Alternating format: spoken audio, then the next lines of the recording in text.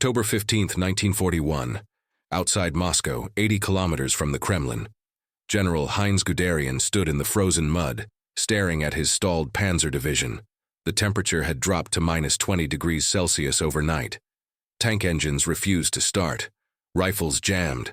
Soldiers wrapped their feet in newspaper because their boots were falling apart. His staff officers assured him this was temporary, just an early cold snap. The Russian winter, they said, was exaggerated by Napoleon's propagandists. The Wehrmacht had conquered Poland in weeks, France in months. Surely a little cold could not stop the most powerful army on earth. Then the first reports arrived. 3rd Panzer Division, 50% of vehicles immobilized by frost. 6th Army, 2,000 cases of frostbite in a single night. 9th Army, locomotives frozen to the tracks, supply trains halted 200 kilometers behind the front. Guderian gripped the dispatch papers, his hands trembling not from cold but from shock. How could weather be defeating them? His answer came when the thermometer dropped to -30, then -40. The Russian winter was not just cold. It was a weapon, deliberate and merciless, and the Germans had walked straight into its killing zone. At the start of Operation Barbarossa in June 1941, German commanders dismissed concerns about winter. Hitler himself declared the Soviet Union would collapse within 8 weeks. German intelligence estimated the Red Army had 200 divisions. They would destroy them all by autumn, long before snow fell. The irony is that winter, combined with Soviet resistance, would destroy 3 million German soldiers. 75% of all Wehrmacht casualties on the Eastern Front. By spring 1942, German generals realized that Russia's greatest ally was not Stalin's armies, but the climate itself, an enemy they could not bomb, outflank, or negotiate with. The shock came not from a single freeze, but from the relentless, systematic destruction winter inflicted. Germany invaded with 3.8 million men, 3,350 tanks, 7,200 artillery pieces, and 600,000 vehicles. This was the largest invasion force in history. Yet by December 1941, that mighty army was on the brink of collapse, not because of military defeat, but because winter had stripped away every advantage German engineering and tactics had provided. The mathematics behind this catastrophe were staggering. When temperatures dropped below -30 degrees Celsius, German equipment simply stopped functioning. Tank engines required open fires beneath them for 2 hours just to start. Once running, the cold made metal brittle. Transmissions cracked. Tracks snapped like frozen rubber bands. Artillery recoil mechanisms froze solid. Machine guns seized after a dozen rounds. Even the Runhuayuan rifles turned to paste, rendering weapons useless. One lesser-known fact: German soldiers were issued uniforms designed for Western European climates. Wool overcoats, thin gloves, leather boots with smooth soles that provided no traction on ice. When winter struck, they had nothing. Meanwhile, Soviet soldiers wore quilted jackets, felt boots called Valenki, fur hats with ear flaps. German generals had assumed the war would end before winter. They refused to prepare cold weather gear because doing so would admit the campaign might fail. That arrogance killed hundreds of thousands. Technology played its part in the disaster. German trucks and half-tracks used standard motor oil that congealed in extreme cold. Radiators froze and cracked, even when drained. Fuel lines iced over. Batteries died within hours of exposure. Soviet vehicles designed for Siberian conditions used different lubricants and had heating systems. They kept running when German machines became frozen sculptures. German mechanics watched helplessly as entire motor pools became graveyards of useless steel. The psychological toll was devastating. Soldiers who had marched triumphantly across Europe now huddled in ice-covered bunkers, burning furniture to stay alive.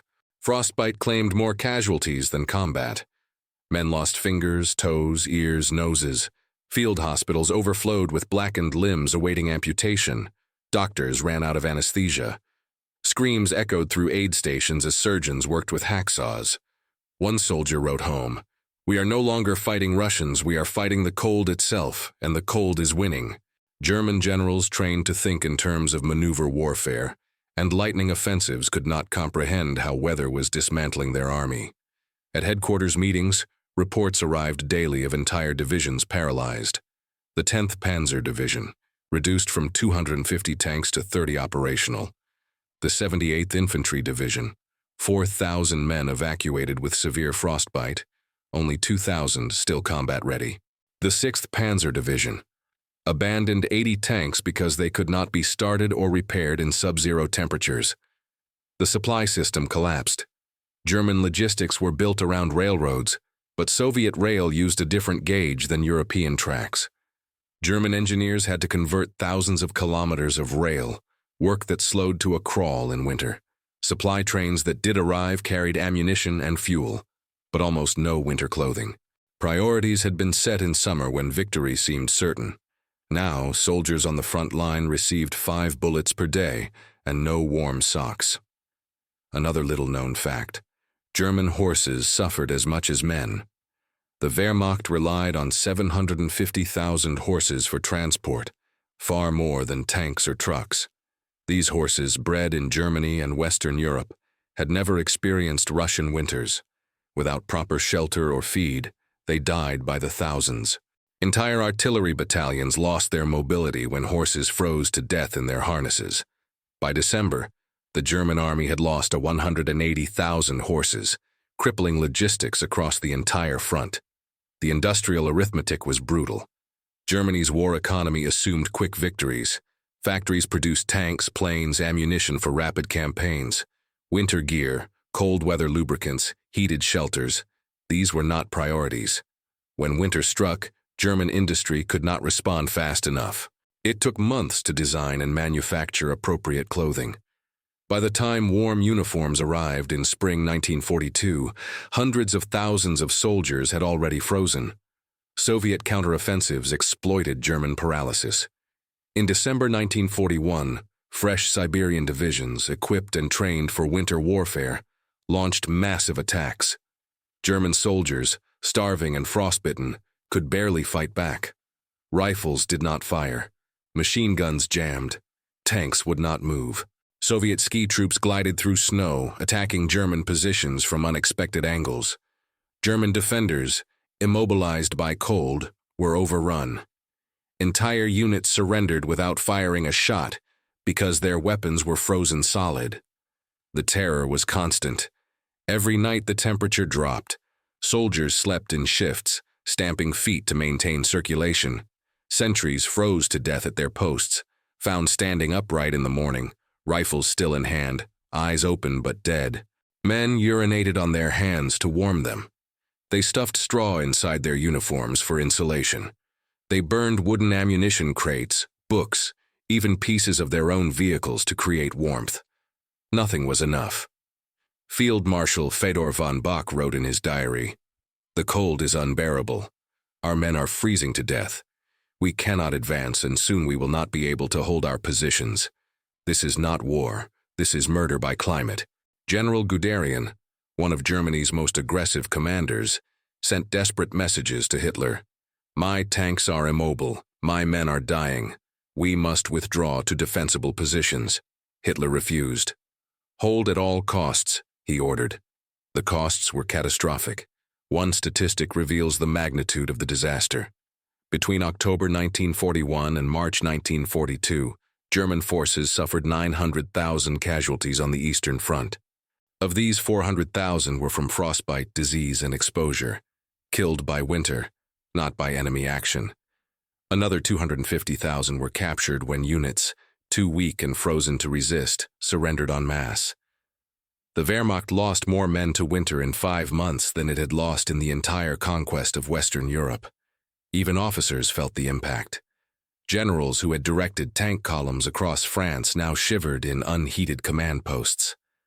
Maps froze and cracked. Radios failed in the cold. Communications broke down. Orders could not reach frontline units because motorcycles and dispatch riders could not navigate icy roads. German commanders lost control of their armies. Units operated independently, cut off, surrounded, slowly freezing. The vaunted German military machine, admired worldwide for efficiency and discipline, disintegrated into isolated pockets of desperate men trying to survive until spring. The civilian impact extended to Germany itself. As casualties mounted, families received telegrams, "Fallen in Russia." But many soldiers had not fallen in battle. They had frozen to death in foxholes or died from gangrene after frostbite. The German government concealed this, blaming enemy action. They could not admit that winter had defeated them. Mothers who lost sons never knew the truth. Their children had died because generals failed to issue warm clothing. Soviet propaganda exploited German suffering. Leaflets dropped on German lines showed warm Soviet bunkers, hot food, quilted jackets. "Surrender and survive," they urged. "Winter is killing you, not us." Thousands of German soldiers, faced with certain death from cold, chose surrender. Prisoner of war camps in Siberia, though harsh, at least offered shelter and warmth. For many, capture was salvation. The shock extended beyond the front lines. German civilians told their army was invincible, learned the truth through letters from soldiers. "We are freezing," one private wrote. "Our tanks are ice sculptures. Our rifles are clubs. The Russians do not need to fight us. They only need to wait for winter to do its work." Such letters, censored when possible, leaked out. Morale in Germany plummeted. People began to doubt victory. Hitler's response was denial. He blamed generals for incompetence, soldiers for weakness, but never himself for launching a winter campaign without preparation. He fired commanders, demanding impossible offensives. When generals protested that men and machines could not fight in such cold, Hitler relieved them. "Where there is a will, there is a way," he insisted. But will could not thaw frozen engines or warm frost-bitten limbs. Reality did not bend to ideology. Technology that had terrified Europe became useless junk in Russia. The Panzer III tank, which had crushed Polish and French armies, sat immobile in snowdrifts. The Stuka dive bomber, terror of the skies, could not take off from frozen airfields. The Messerschmitt Bf 109 fighter, once supreme, had engines that refused to start in -40-degree cold. German engineering, designed for temperate climates, failed completely in Siberian conditions. Soviet engineers, by contrast, had designed equipment for their own environment. The T-34 tank had wide tracks that distributed weight on snow. Its diesel engine started reliably in cold because Soviets used special winter oil. Soviet trucks had simple, robust designs that mechanics could repair even with frozen fingers.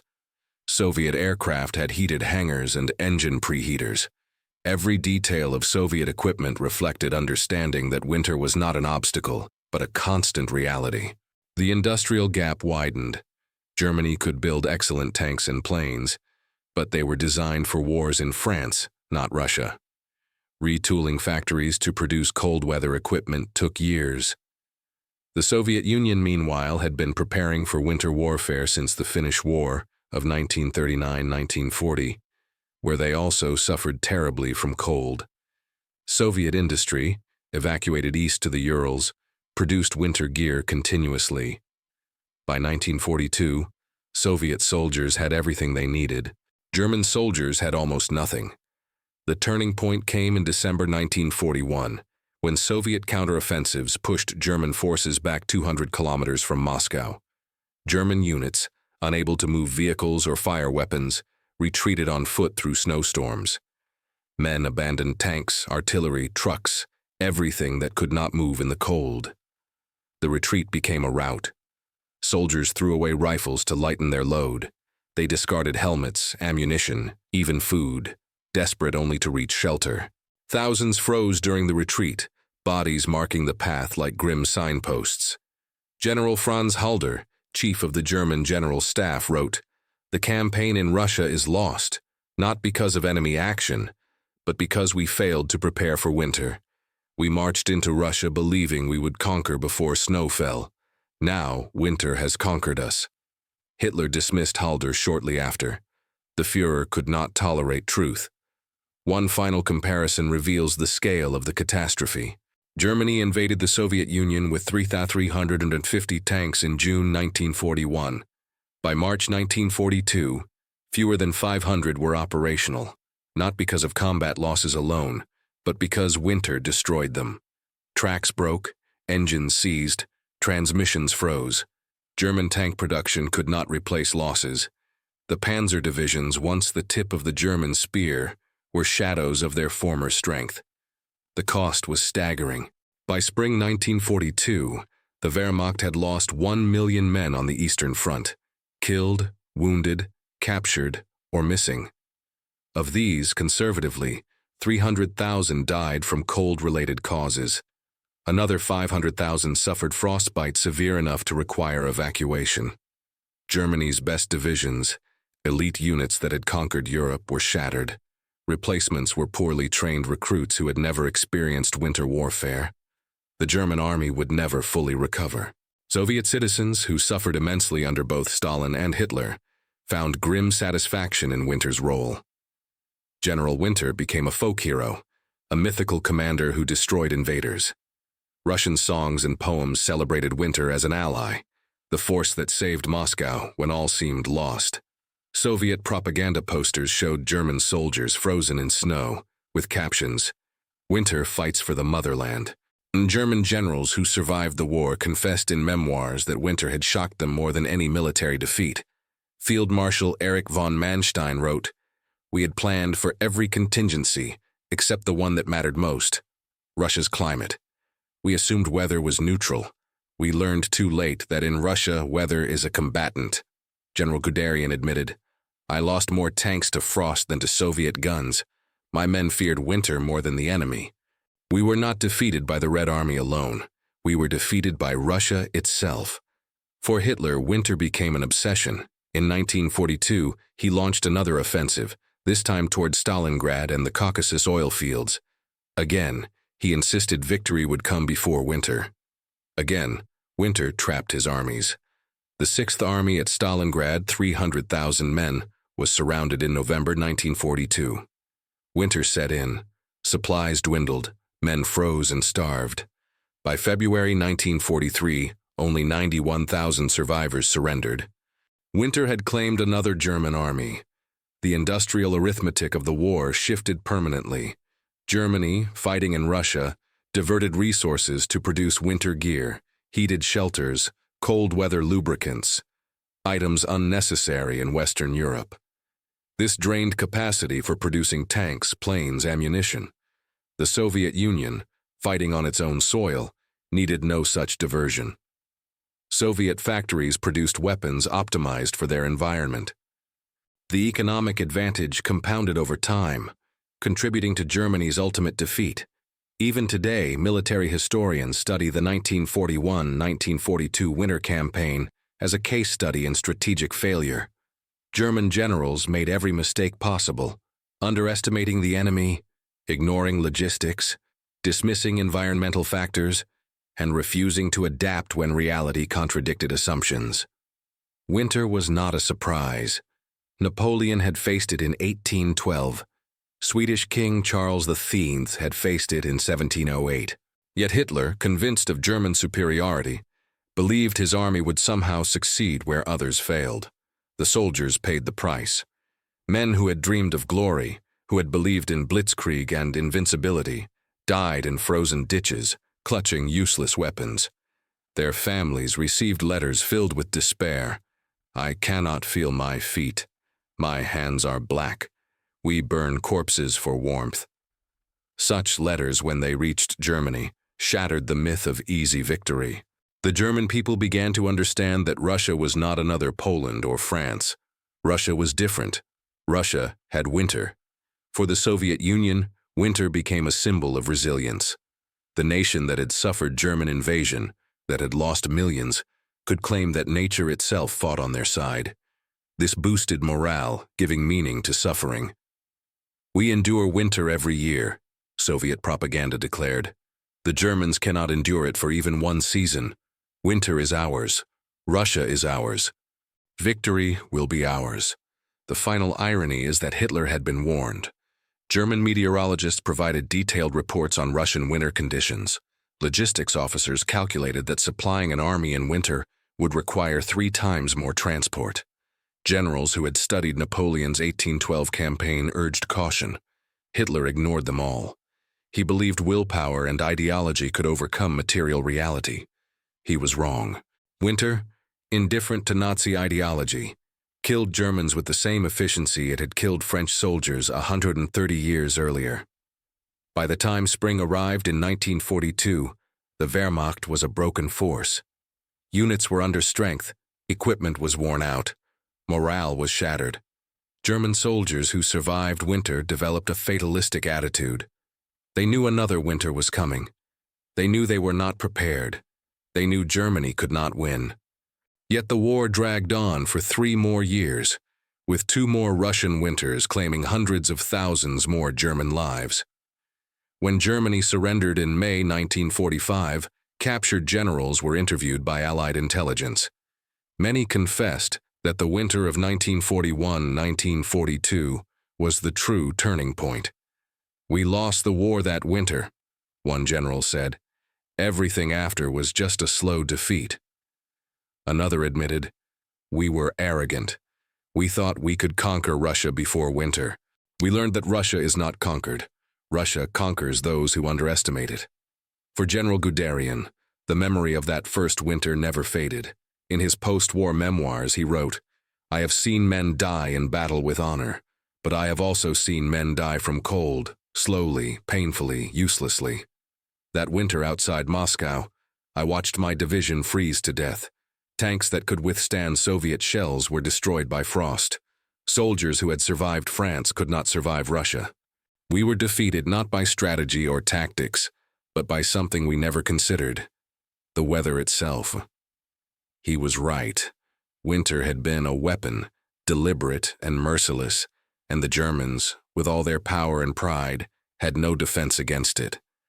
The Russian winter did not need orders or tactics. It simply existed, cold and patient, waiting for invaders to arrive. When they did, winter killed them, just as it had killed invaders for centuries. The German generals, standing in frozen headquarters, staring at casualty reports that read like novels of horror, finally understood. In Russia, winter is not weather. Winter is war.